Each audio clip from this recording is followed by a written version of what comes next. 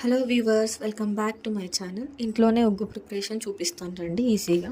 First నేను ఇక్కడ half cup ఎర్రపప్పు తీసుకున్నాను. దీన్ని ఎర్ర కందిపప్పు అని అంటారు.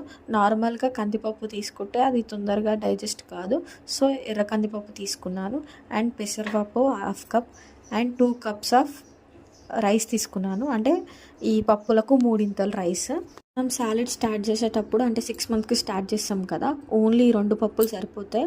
యాక్చువల్గా అసలు ఓన్లీ రైస్ సరిపోతుంది మనం 6 months స్టార్టింగ్ చేసేటప్పుడు ఒక 15 days దాకా. సో నేను ఇక్కడ 6 months దాటాయి ఈ 2 పప్పులు తీసుకున్నాను. ఈ రెండింటిని మంచిగా నీట్గా వాష్ చేసుకున్న తర్వాత బాగా వాష్ చేసుకో ఒక 6 to 7 hours అట్లా నానబెట్టాలి.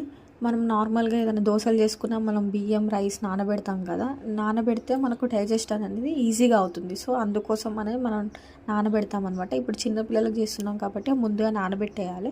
నేను నైట్ అంతా నానబెట్టేసిన, మార్నింగ్ ఒక 2 hours ఎండకు పెట్టి ఆరబెట్టిన, తర్వాత ఫ్యాన్ గాలికి ఆరబెట్టేసిన. తడి మొత్తం పోవాలి. తర్వాతకి మనం ఇలా వేపుకోవాలన్నమాట, కొద్దిగా కూడా తడి లేకుండా మంచిగా సౌండ్ వచ్చేలాగా మంచిగా వేపుకోవాలి. వేపుకున్న తర్వాతకి దాంట్లో నేను ఓమా అండ్ జీలకర్ర ఒక స్పూన్ వేసాను అనమాట, అరగడానికి ఈజీగా ఉంటుంది.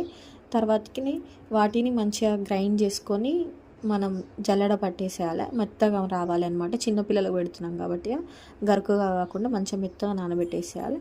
తర్వాత ఇక్కడ నేను ఉగ్గు ప్రిపరేషన్ చేస్తున్నాను చూడండి. గ్యాస్ పైన మీడియం ఫ్లేమ్లో పెట్టేసి వాటర్ వేసి దాంట్లో కొద్దిగా ఒక 1 teaspoon ఆర్ 2 spoons తీసుకొని వాటిని మంచిగా కొంచెం కన్సిస్టెన్సీ గట్టిగా అయ్యేటట్టు చూసుకొని, మరీ గట్టిగా కాకుండా లూజ్ కాకుండా కొద్దిగా చూసుకొని పెట్టేసేయాలి. ఇది ఎక్కువ మోతాదులో చేసుకొని మనకు పిల్లలు పట్టుకునే వాళ్ళు లేరు, కుదరదు, అన్ని డేస్కి ఒక రెసిపీ చేయడం కుదరదు అనుకుంటే ఇది మొత్తం చేసేసుకొని మనం వీక్కి ఒకటి పప్పు యాడ్ చేసుకోవచ్చు దీంట్లో. అదే ప్రాసెస్లో పప్పుని గ్రైండ్ చేసుకొని ఇందులో యాడ్ చేసుకోవచ్చు.